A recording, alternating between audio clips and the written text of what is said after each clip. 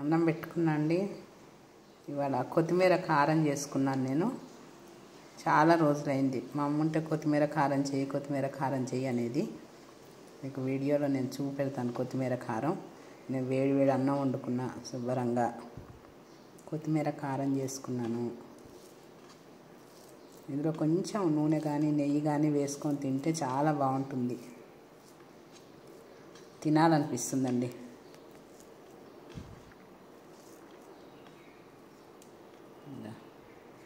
ఈరోజు నా భోజనం ఇదే.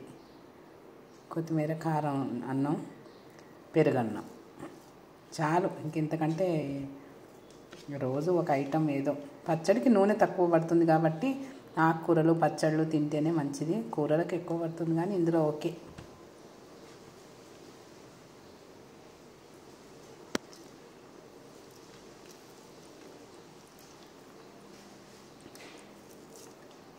బాగుంది పచ్చడి.